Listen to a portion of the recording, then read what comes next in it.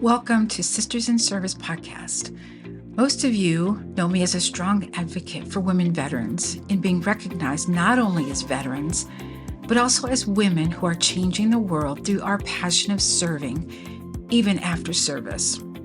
This podcast is my passion by telling all the stories of military brats, military spouses, active duty, and veterans, not to forget the veteran service organizations that help us along our transition journey.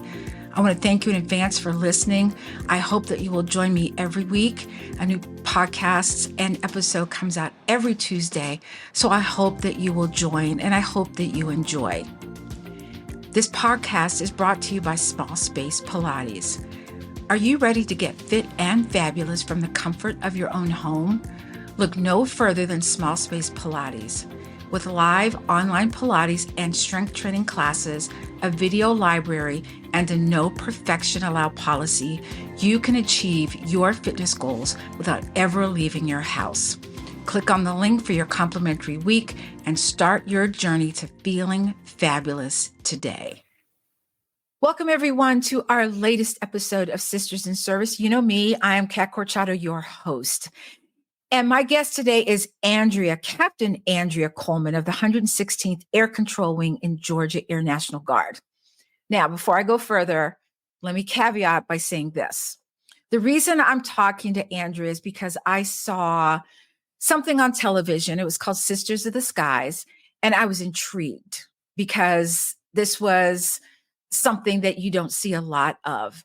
And it's how two women came together and said, you know, we don't get to see a lot of Black women as pilots. And so they started this organization. They actually started a conversation, actually, and it soon grew into this organization that we're going to talk a little bit and have Andrea talk to us a little bit about that. But before we get started with that, let me give you a little bit of background on Andrea. She started her military career as a flight attendant for the 73rd Airlift Squadron at Scott Air Force Base in 2010. She has over 600 flight hours flying the C-40C, supporting missions, transporting congressional delegates, generals, and notable leaders of our nation. That sounds like a really cush job, by the way. We'll talk about that a little bit. She decided to begin her pilot career in October 2011, following in her father's footsteps.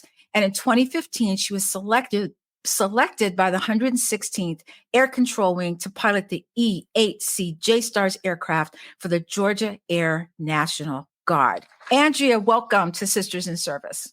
Thank you. Thank you so much for having me. Of course. So let's chat a little bit. I was laughing with her just a little bit before. And when I read Scott Air Force Base, I laughed because my father many moons ago was stationed at Scott. So I'm very, very familiar with Scott Air Force Base. And it's in Illinois, for those of you that don't know. But what's funny is I'll say, oh, my parents live in Illinois. And people always say, oh, where? And I'm like, oh, you wouldn't know it. And they go, I've been everywhere in Illinois. And then I tell them, wait for it, Muscuda, Illinois. And they go, oh. Which means I've never heard of it. So I thought it was very interesting. So, Andrea, what was it that made you want to get involved in being on aircraft, flying aircraft? I mean, what came first for you? So it's interesting because both of my parents were in the aviation industry. So my mom actually has retired from Delta Airlines after 43 years. And my dad was a retired captain for American Airlines. So I have always been in the aviation. It's in your blood. It's in your blood. My blood. So, but I actually didn't go to school for aviation. I did not know that I was really interested in the aviation industry until I graduated from college. So I actually have a degree in French. So it's not STEM related at all. So it's always funny to see people's reaction when I tell them, I'm like, I have a degree in French, you know. So are you fluent French? It is one of those things where if you don't use it, Don't practice it. A little bit. You're like, But what?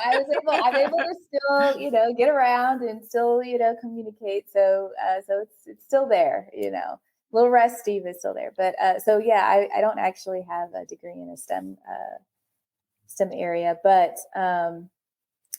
once I graduated from college, my dad was, he's prior military as well. So he was like, you should go and be in the Air Force. And I said, I don't know if I could do that.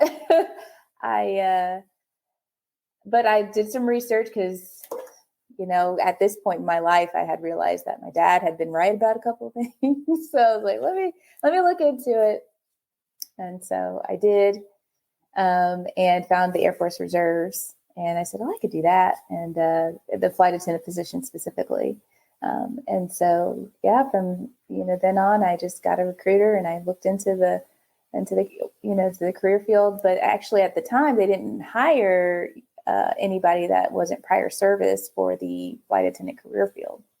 That's interesting. I did not know that. I was going to ask you that question. So that's an interesting you had fact. to have a prior AFSC. You had to have a prior career field prior to becoming a flight attendant. So it was very new. I was actually the second person that was hired right off the street as an airman into that career field. So that's kind of how I got started in the aviation industry. And then 5 years later, I decided to switch over. So. Well, let me ask you this question, because this is something that comes up all the time. Mm-hmm. So you are an active National Guardsman, right? Like they have active National Guard and active Reserve, correct? Or no. So they have what is called an AGR, an active guard and reserve, but it's a Title 32 position where you are essentially active duty all of your time in that position, in that I guess in that work area. It's going towards your active duty retirement. So a lot of people go from active duty.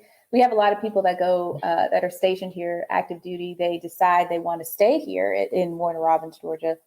And so then they switch over to the Guard, and they can get an AGR Title 32 position, and then they're still accruing their retirement. So you have the full-time guardsmen, if that makes sense. And the same thing with the reserves as well.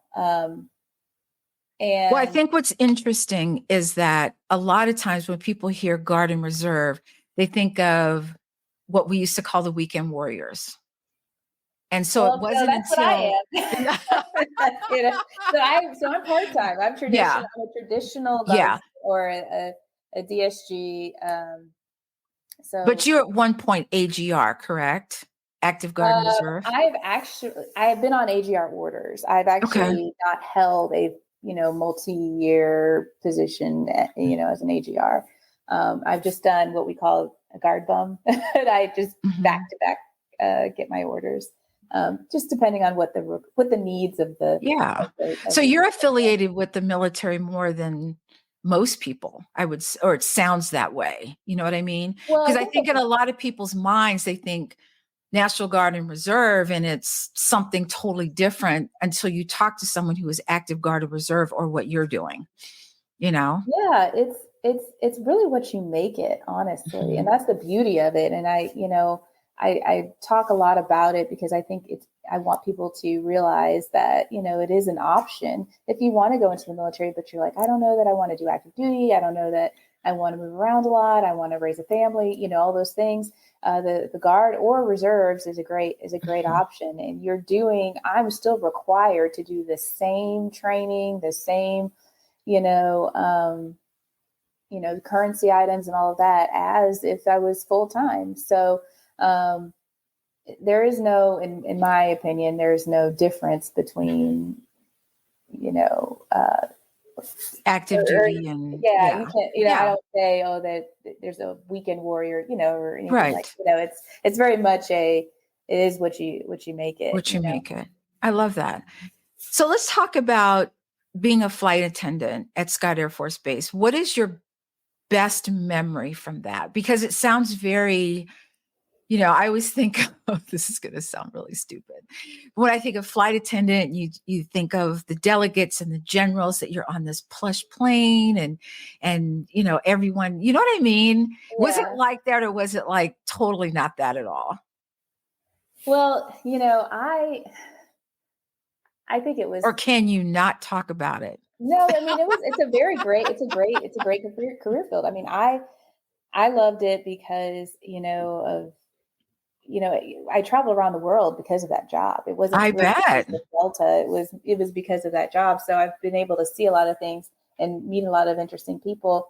One thing I learned, so, and I just graduated from college, right, when I got that job. So I didn't know how to cook or do anything, so that job, you have to go to culinary school. You have to,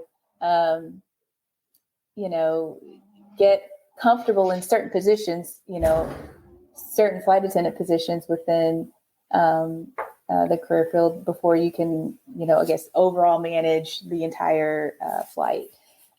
So I learned how to cook.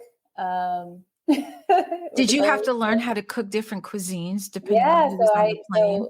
So to answer your question, so I didn't know how to cook, right? So I was learning, and I remember this one time I was cooking cookies. I made cookies, and it's very different cooking at 35, at altitude. I can imagine. And so I made really one big cookie, essentially.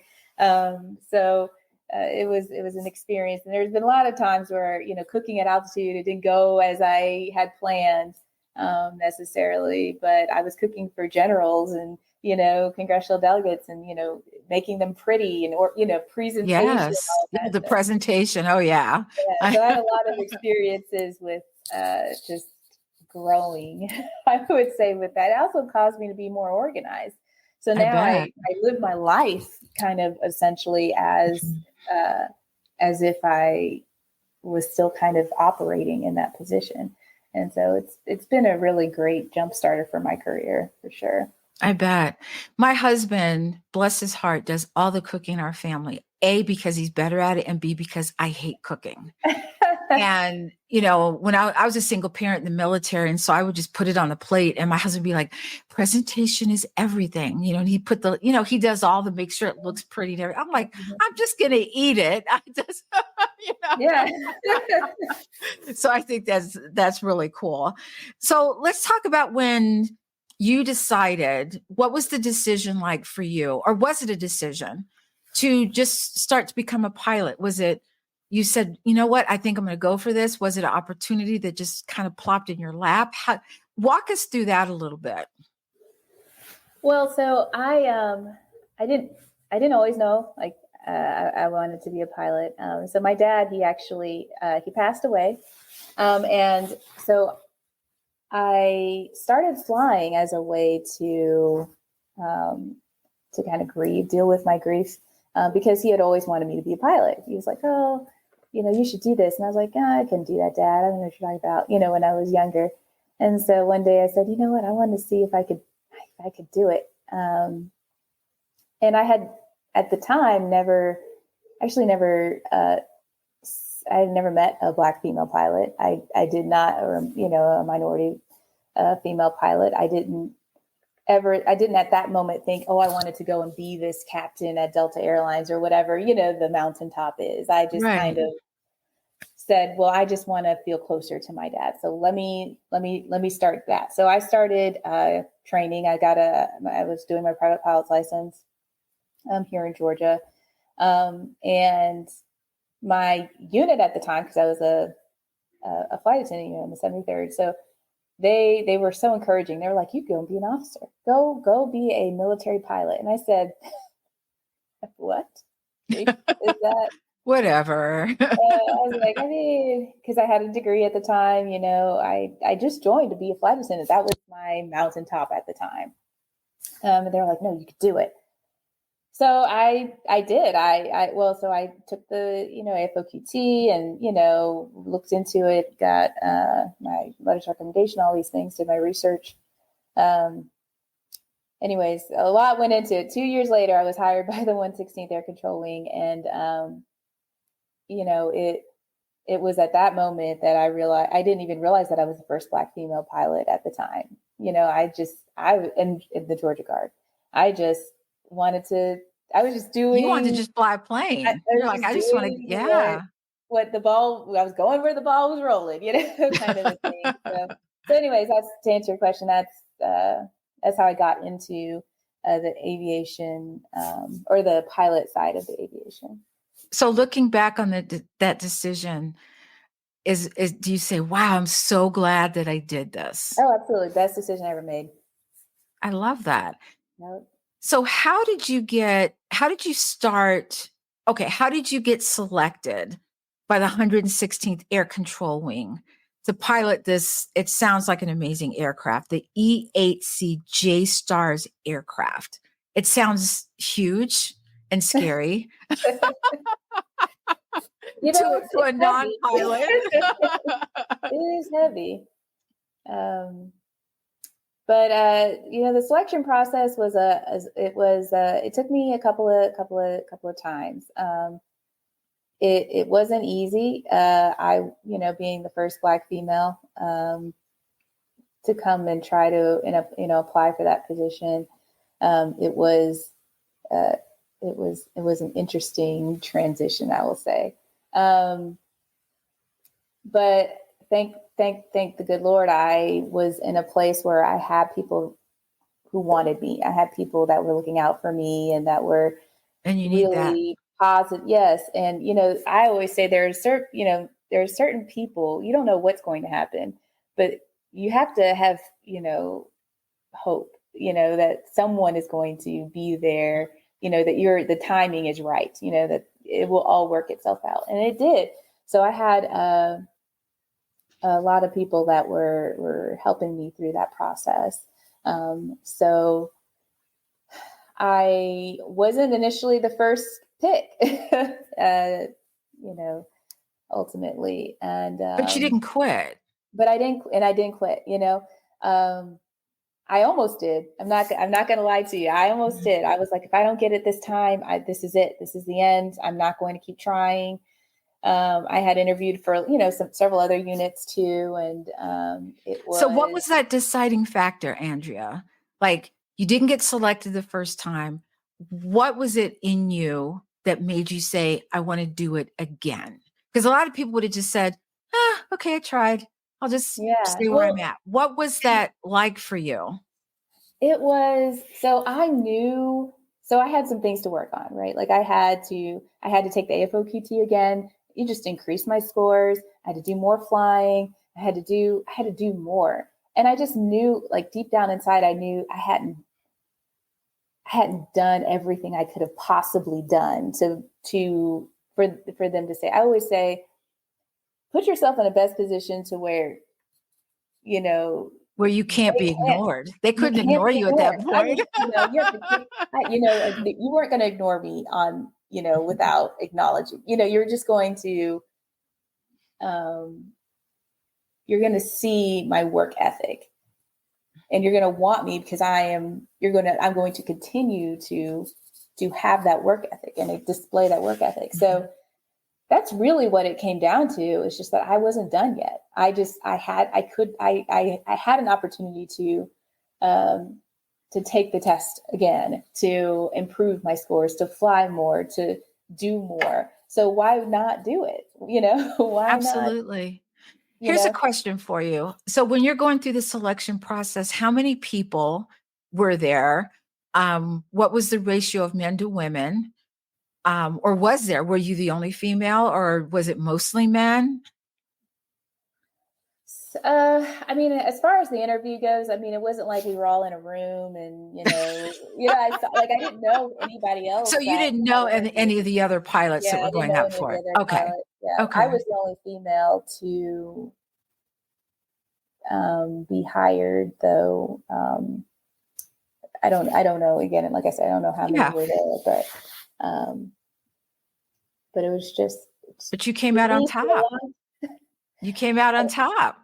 I mean, I did. I always knew too. So because I was the last to go through aircraft commander upgrade training as well. So, I knew I had to fly all the flights. I had to go on all the TDYs. I had to, seize every deployment I could. Do all of the, fly all the peace story, whatever I needed to do. To put myself in the best position for me to be where I wanted to be within the leadership portion of the aircraft. If I want to be the aircraft commander, I got to do all the flying. You got to do it. Absolutely. Be the best that I can be, Yeah. Because there are people looking at you saying, wow, if she can do it, then maybe I can do it. And that's, I think sometimes when we're put in that, I don't want to say the spotlight, but when you've made it, and I hate using this, the glass ceiling thing, but when you've reached that pinnacle of where you're at the top, okay, where you thought the top was, and then you went a little bit further, there are people watching and people going, wow, maybe, just maybe I can do it also. So I applaud you for that, for not quitting, because a lot of people would. But tell us a little bit about how you became an active member of Legacy Flight Academy. What is it? Who is it for? And how did you become involved with it? So I became involved with Legacy Flight Academy a few years ago. A friend of me and my husband's, he came and he said, "Oh, it'd be great if you could, come and help out with this organization." And at the time, Legacy Flight Academy puts on an event throughout the country every few months called Eyes Above the Horizon, and it's a great program to where it's free for children from like 10 to 17 years old to come and experience flying for the first time. So we actually take them up into the aircraft. We have instructors that will do that. We have career development, character development, different portions of the day. They do different things to just really encourage and put in the aviation bug, if you will, so that we can increase the number of minority pilots going forward. So that's a little bit about Legacy Flight Academy and what their goals are. And it was right along the lines of what I really was passionate about, or am passionate about. I am passionate about increasing the number of minority females in the flight deck, specifically military, right? Right. Because I've done both. I got my instrument rating civilian, and I'm a military pilot. And the best, training I ever got was in the military. And because it causes you to have to challenge your limits. I never can I say, well, I don't want to go today. Right. Yeah. I'm a pass. You have to perform with. You have to show up. Yeah. You have to show up, and you got to show out. So that's just in my experience. That was just a little bit different, because there were days when I was getting my private pilot's license that I was like, I don't want to go today, and I'd call up my instructor and I'd say, hey, I don't want to fly today. And they can't say, there's nothing. They're like, okay. Right. And you're like, so wow, that was easy. Yeah. The discipline aspect of it is a bit different. And I think it's required essentially for being a pilot, but it's still, they're both great paths. It's just, I think that there is a smaller number of minority female pilots militarily. How many are there? Do you know? So in the Air Force, I can't speak for all of the branches, but I know in the Air Force, there's less than 20 of us. And then there's probably about 5 of us or so, 6 that are aircraft commanders. I know there's my good friend, one of my best friends, she's the only Black female fighter pilot that's currently flying. And so the numbers are just so small. Small. And Yeah. there's reasons for it as far as what people want to, how they see their lives and what they want to do. But my goal is to use these organizations, Legacy Flight Academy, Sisters of the Skies, to just at least give people the information. So often I'm told, oh, well, I didn't know that the Guard was an option. I didn't know this. I thought I was going to get deployed and live in a tent. I thought, I was going to, live this, type of life. And that's not necessarily the case. Right. So I'm just a facilitator with that. And so Legacy Flight Academy is great. Sisters of the Skies is great to just allow me to just help, facilitate the information going forward. So those are the reasons why I'm affiliated with those organizations. Can you tell us a little bit more about Sisters of the Skies? Yes, Sisters of the Skies is so.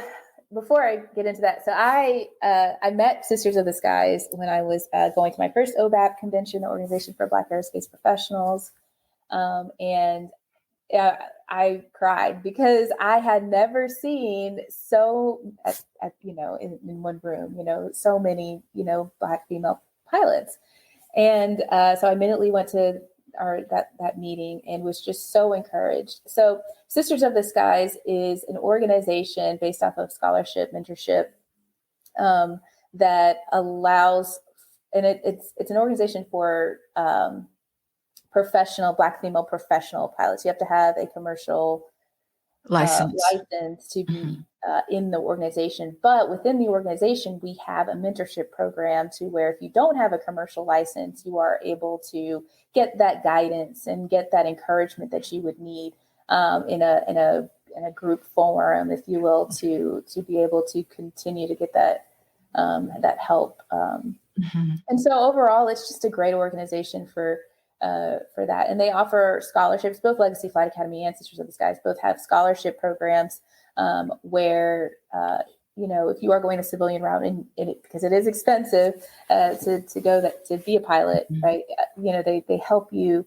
You can apply for those, and if you're awarded that, it definitely helps with that process. Was it easier for you to go from the military to, did you get your commercial license first, or you were in the military first and then you got your commercial license, correct? Or did you do it while you were in the military?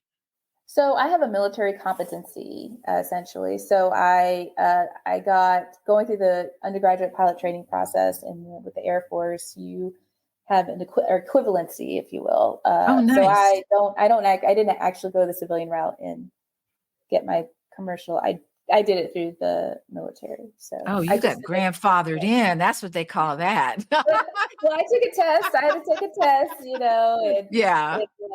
Understood. You just didn't have to go through all the steps. So let me ask you this question. What is whatever it is you're doing, whether you're in business, whether you're flying planes, whatever you're doing, there's that one thing that you absolutely love about it. But then there's also that one thing that you absolutely don't like about it.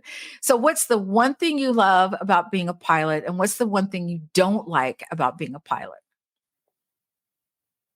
Well, one of the things that I love about being a pilot is, I think, being able to show people that you can do anything you set your mind to, I went through a lot of hard times, and, it's not, every day, I always say every day is not clear skies and calm winds, Absolutely. So, and it's just so true in any career field, right? But I love that it challenges me, that there are days that I have to pull myself together. And I've had to make some really difficult decisions. I've had to, and people's lives are at stake because of the decisions I make, as an aircraft commander. Playing that role, I think that's my mountaintop, of being a pilot. I just get a lot of joy out of, bringing a group of people together, your crew, and leading them to get the mission done. What I don't like about it is that you have to get the mission done. So, It's a double-edged there's a lot sword. of, there's a lot of, okay, well, this is this 24-hour, augmented duty day, or or you're called up last minute thinking you're gonna have the day off, and you're like, oh, actually, you don't have the Yeah, day off. you know. I get Uh, you. I hear you. So do you like one over the other? Do you like being a military pilot over being a commercial pilot, or is it easier? And if so, how? And I'm thinking, and just hear me out, I would thinking being a pilot in the military is easier because it's a systems thing. You got to go through all the systems, 1, 2, 3, 4, whatever, and you do your job, you do your mission. As a commercial pilot, I feel like it's kind of up and down. You know what I mean? Like, am I right in that, or am I wrong? Well, I almost think it's the opposite. I would say Is that it? commercial is more like when I go to work as an airline pilot, everything's already done. Your flight plan's there, you got the fuel, you don't have to calculate, Oh, you just sit in the cockpit and, dispatch will do it hey, all, hello, folks. This is your figure out what captain your speaking. alternate is. Here's all your stuff. Put it in the box and go. And that's really what it is. The military, I have had to plan my own route going from Germany back to the house. Wow. You have to figure out how you're gonna get off an island and you're 300,000 pounds. It's a very different it's everything your jet does is operated and approved by you. Now there's no dispatch. Right. There's no can I get my crew, please? You're like, your crew is no you. one's coming in the military. I mean, and again, I'm just speaking from my experience, right? There are plenty of other platforms that have their resources and things like that, right? But just from a JSTARS perspective, because we are, JSTARS has since been divested, but it was an older platform, so we didn't have all the bells and whistles and things. We had to do things by hand a little bit. So it I would say it's, in my experience, it's a bit opposite. Let me ask you one last question. So when you think about Legacy Flight Academy and Sisters of the Skies, where do you see Black women pilots 10 years from now? Do you feel like it's huge, it's grown hugely? Do you think we still have a lot of work to do? If you had your dream of seeing, what would that look like for you? I would love it to get to a point where, I walk through the airport and people don't think I'm a flight attendant, or just don't automatically think, I've had, moments where I've gone to, had a badge on, like, here I am, and they're like, well, we don't have a jump seat for you. And I'm like, well, I want the pilot jump seat, here, see, I'm like already listed, like you see me, and they're like, well, we don't have a flight attendant jump seat for you. And I'm like, oh. So I would love to get to a point where it's more normal, if that makes sense. Of course. That there are minority females in the flight deck. I do think we have a lot of work to do. There's a lot of work that needs to be done. The community, as far as in the aviation community, it's very hard still. It's, for me, in my experience, it's lonely. I bet.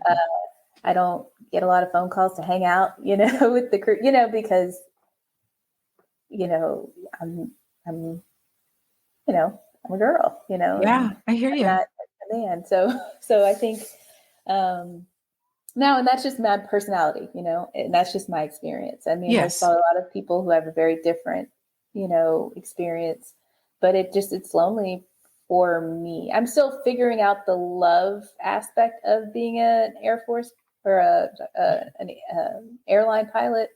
I have not figured that out yet. I in fact just got a call today that my schedule has changed, and I'm already like, a little sad about it. Yeah.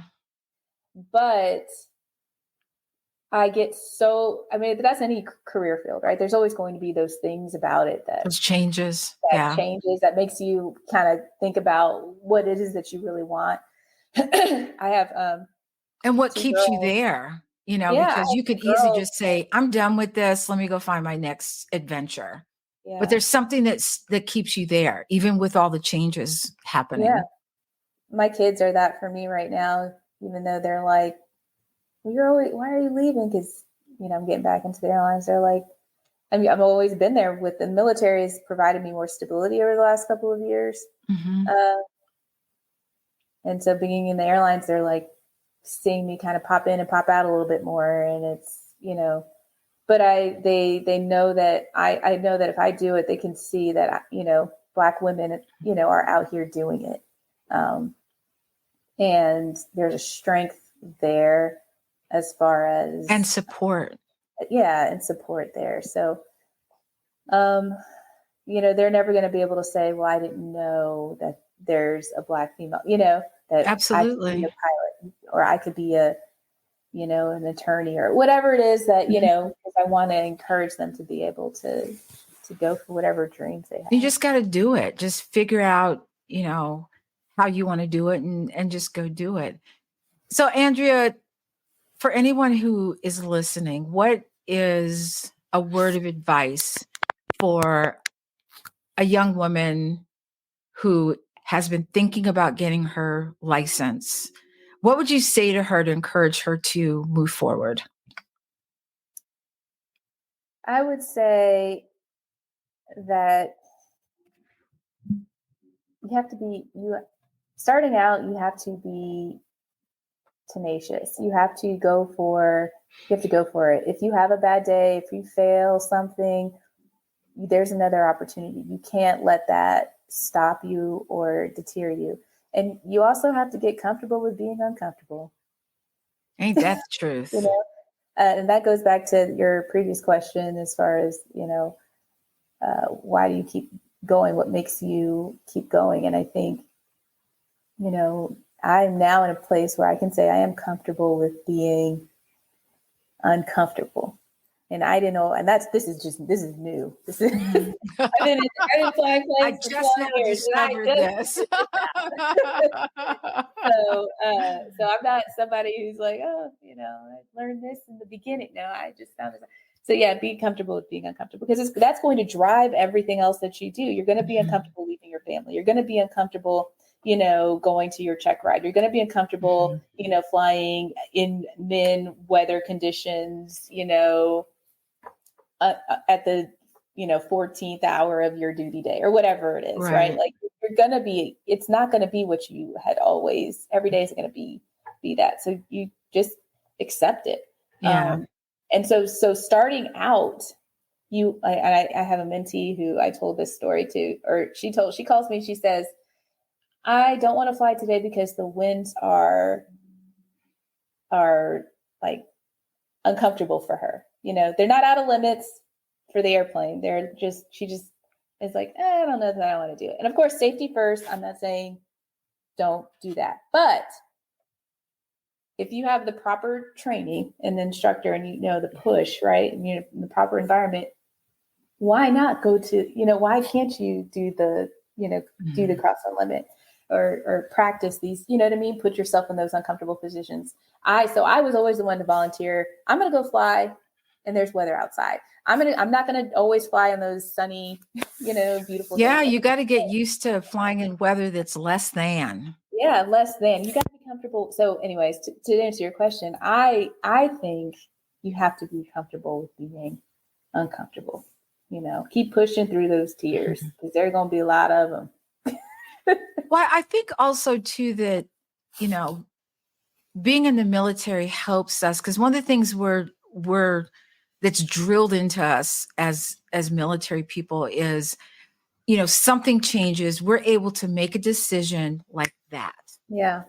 Okay, I can't do this. What do I have available? Where other people are just stuck there going, I don't know what to do. I don't know what to do. And we're like, let's quick pivot. Let's do this. Yeah. you know, and even though I'm not saying we're not fearful, but we're like, okay, I've been trained. I know how to do this, and let me go do this. And I think, and I have, being a veteran myself, I have a soft spot for veterans in my heart. But I just think it prepares us to be prepared for the unprepared. It prepares us to be ready in a situation that calls for us to be ready. That's why we're always on guard. We're always, have your bag ready, those types of things. Andrea, where can people reach you if they want to talk a little bit more about Legacy Flight Academy or Sisters of the Skies, or what websites can they go to look it up? They can go to sistersoftheskies.org or legacyflightacademy.com to learn more information about those organizations. You can find me on Instagram at Aviator Andrea. And I'm always willing and happy to talk to anybody about any specific questions that they have about the aviation industry or my journey, or where they are in their journey, how I can best support them. So. Well, I will make sure I put all of those in the show notes so you guys can read that. You don't have to hurriedly put it down, because if you're like me, I always write it down wrong. But Andrea, it's been such a pleasure to have you on to talk about your journey as a pilot, not only in the military, but in the commercial space, what your journey was, and giving us a little bit more background on Legacy Flight Academy and Sisters of the Skies. So thank you so much for being here. Everyone else, thank you so much for listening. You know me, I'm going to say, please stay safe, take care of each other. Until next time, and remember, it's never too late to start your impossible.